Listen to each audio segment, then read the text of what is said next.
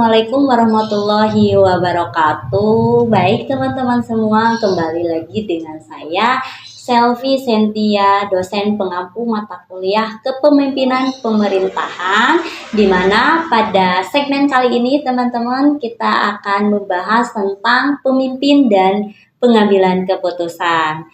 Di minggu lalu kita sudah membahas apa itu pemimpin, apa itu pimpinan, dan apa itu kepemimpinan. Nah, pada kesempatan kali ini teman-teman kita akan membahas apa itu pemimpin dan pengambilan keputusan.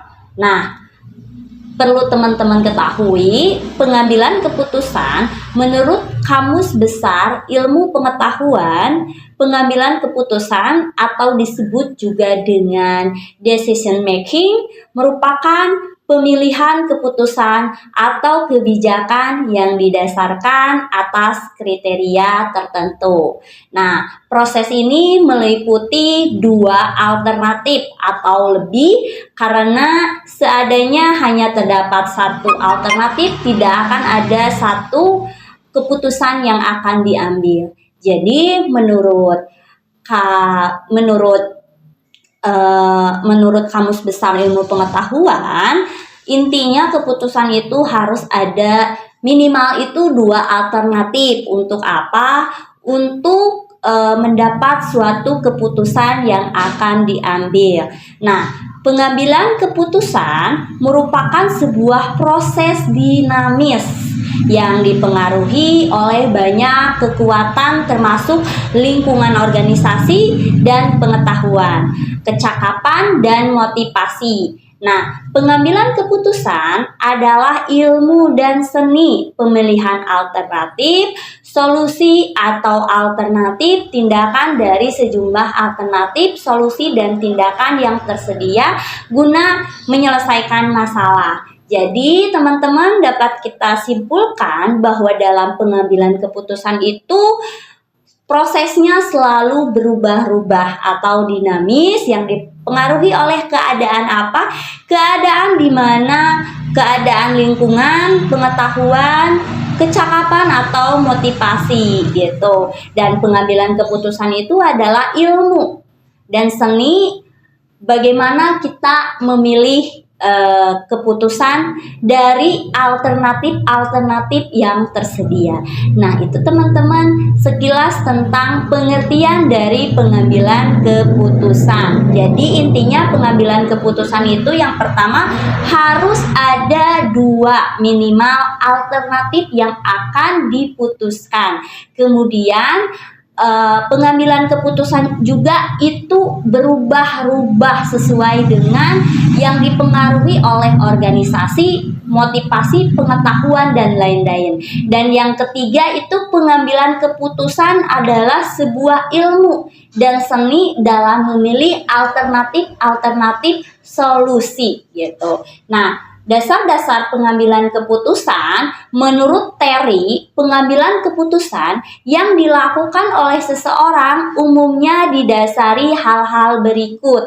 Nah, menurut Terry ini ada 5 pengambilan keputusan yang dilakukan oleh seseorang. Yang didasari yang pertama itu ada intuisi. Nah, intuisi ini adalah keputusan yang diambil berdasarkan intuisi atau perasaan, lebih bersifat subjektif, yaitu mudah terkena sugesti, pengaruh luar, dan faktor kejiwaan lain. Pengambilan keputusan yang berdasarkan intuisi membutuhkan waktu yang singkat untuk masalah yang dampaknya terbatas. Nah, karena intuisi ini teman-teman itu bersifat subjektif, tidak berdasarkan fakta, jadi keputusan yang berdasarkan intuisi ini tidak memerlukan waktu yang lama, karena berdasarkan dengan perasaan kita saja.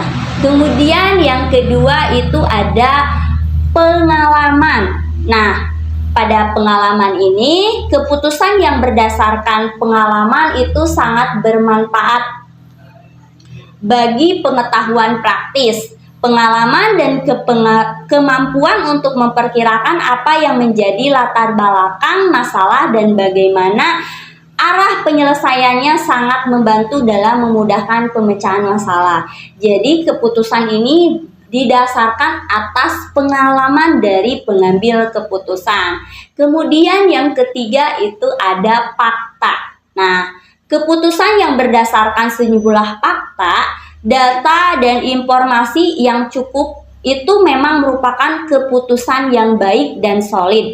Namun untuk mendapatkan informasi yang cukup itu sangat sulit. Jadi keputusan yang didasari yang ketiga itu ada fakta. Jadi fakta ini adalah keputusan berdasarkan dengan data atau informasi. Namun fakta ini cukup memerlukan waktu yang lama, berbeda dengan tadi intuisi. Kenapa? Karena kita dalam memutuskan keputusan itu memerlukan data informasi yang valid, artinya yang jelas gitu. Nah, kemudian yang keempat itu ada wewenang. Nah, keputusan yang berdasarkan pada wewenang semata-mata itu akan menimbulkan sifat rutin dan mengasosiasikan dengan praktik diktatorial. Nah, keputusan berdasarkan wewenang kadangkala oleh pembuat keputusan sering melewati permasalahan yang seharusnya dipecahkan justru menjadi kabur atau kurang jelas. Artinya karena ini wewenang,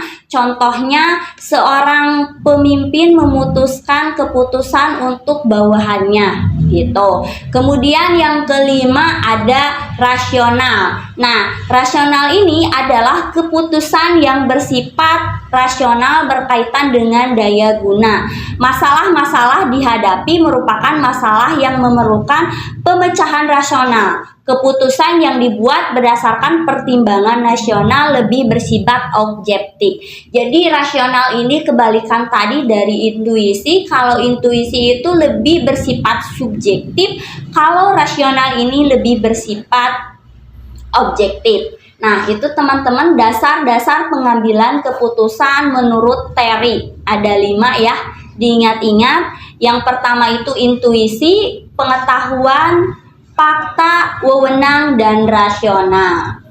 Selanjutnya, faktor dari pengambilan keputusan yang pertama itu ada keadaan internal. Keputusan yang memerlukan biaya, tetapi keadaan yang tidak mendukung akan mengurangi kualitas keputusan. Namun biasanya keputusan tetap diambil dengan mengingat dan menyesuaikan keadaan. Kemudian faktor pengambilan keputusan selanjutnya yang kedua itu adalah tersedianya informasi yang diperlukan. Jadi suatu keputusan diambil untuk mengatasi masalah di dalamnya. Untuk dapat memecahkan masalah yang dihadapi, maka lebih dahulu harus diketahui sebab dan akibat masalah tersebut. Maka perlu pengumpulan data yang ada kaitannya langsung dan tidak langsung dengan masalah itu. Nah, data-data tersebut kemudian diolah sehingga akhirnya merupakan informasi yang diperlukan juga harus lengkap sesuai kebutuhan, terpercaya, dan masih aktual. Berdasarkan informasi inilah pengambilan keputusan dapat dilakukan dengan baik. Kemudian yang ketiga itu ada keadaan ekstern. Nah, pengambilan keputusan harus mempertimbangkan lingkungan luar. Keadaan atau lingkungan di luar dapat berupa ekonomi, sosial, politik, budaya, hukum, dan lain-lain. Nah, keputusan yang diambil tidak boleh bertentangan dengan peraturan hukum yang berlaku. Kemudian yang terakhir, yang keempat, ada kepribadian dan kecakapan pengambilan keputusan. Nah, tepat tidaknya keputusan yang diambil juga sangat tergantung pada kecakapan dan kepribadian pengambil keputusan. Hal ini meliputi penilaian, kebutuhan, tingkat inteligensi, kapasitas, kapabilitas, keterampilan, dan lain sebagainya. Nah, itu teman-teman tentang faktor pengambilan keputusan. Jadi ada keadaan internal, ada tersedianya informasi yang diperlukan, ada keadaan ekstern, dan kepribadian dan kecakapan pengambilan keputusan. Lalu lanjut pada gaya pengambilan keputusan. Nah, gaya pengambilan keputusan adalah bagaimana seseorang menginterpretasi, merespon, dan cara seseorang bereaksi terhadap situasi yang dihadapi. Nah, menurut Gutschkun, terdapat 4 gaya pengambilan keputusan, yaitu sebagai berikut. Yang pertama itu ada rasional. Nah, gaya rasional ditandai dengan strategi yang sistematis, yang berencana dengan orientasi masa depan yang jelas. Nah, para pembuat keputusan pada gaya rasional itu menerima tanggung jawab atau pilihan yang berasal dari internal, locus of control, dan aktif, disengaja, dan logis. Kemudian yang kedua itu institutif. Nah, gaya institutif ini ditandai dengan ketergantungan pada pengalaman batin, fantasi, kecenderungan untuk memutuskan dengan cepat tanpa banyak mempertimbangkan atau pengumpulan informasi. Para pengambil keputusan intuitif itu menerima tanggung jawab untuk pilihan, tetapi pada fokus emosional, kesadaran diri, fantasi, dan perasaan sering secara impulsif. Kemudian yang ketiga, dependent. Nah, gaya pengambilan keputusan dependent ini menolak tanggung jawab atas pilihan mereka dan melibatkan tanggung jawab kepada orang lain, umumnya figur otoritas.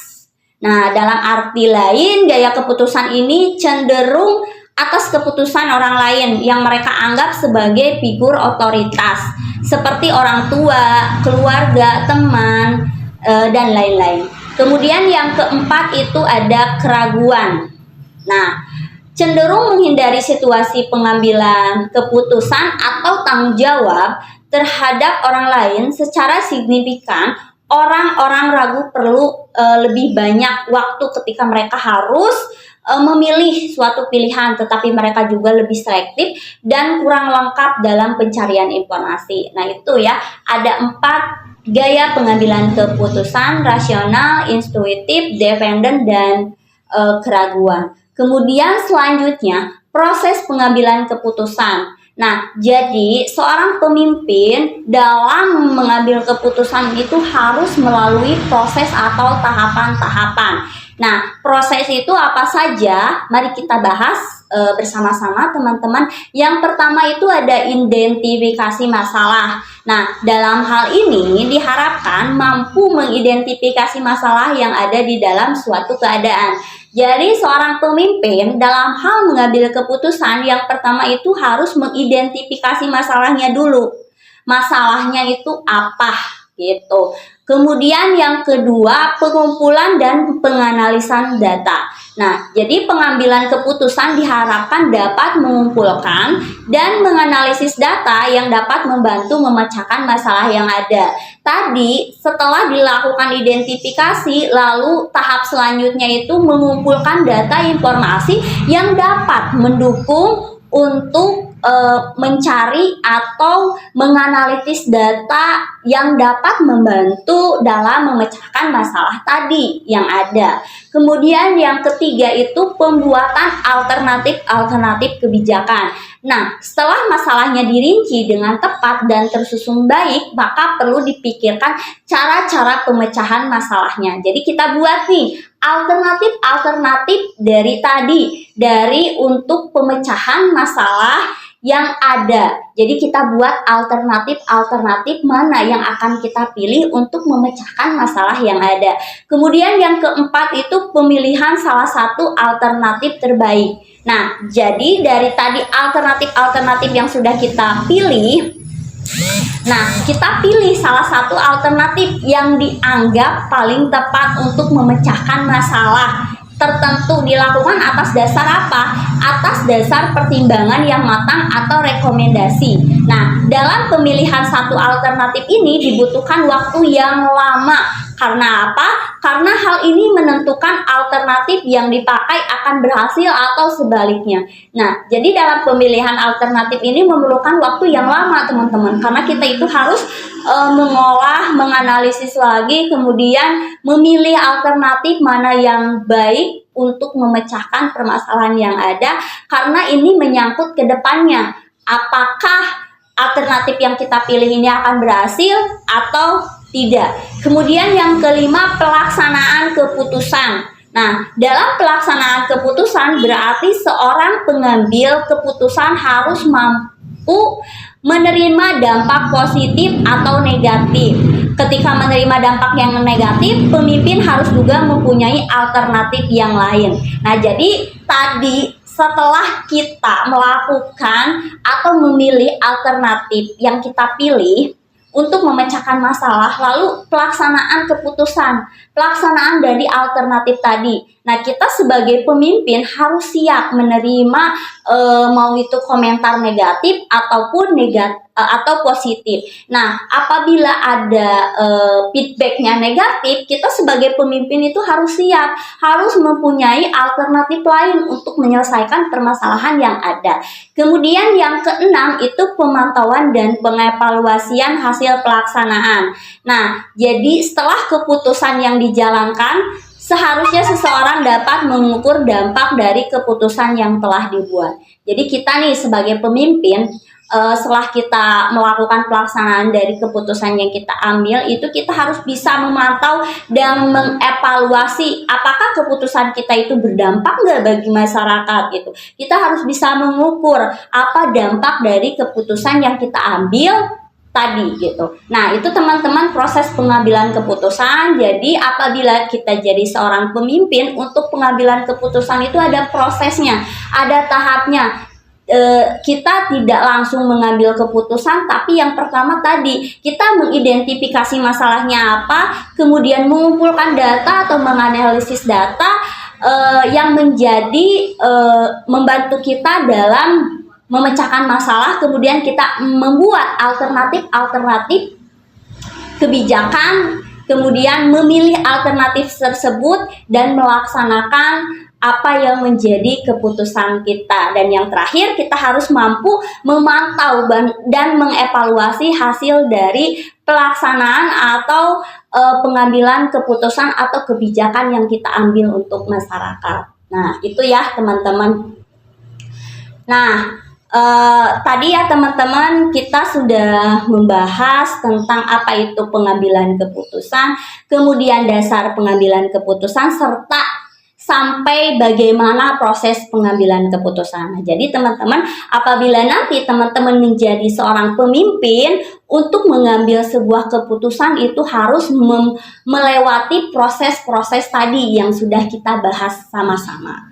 Oke teman-teman, sampai sini dulu video pembelajaran kita kali ini ya, tentang pemimpin dan teknik pengambilan keputusan. Sampai jumpa di video selanjutnya. Assalamualaikum warahmatullahi wabarakatuh.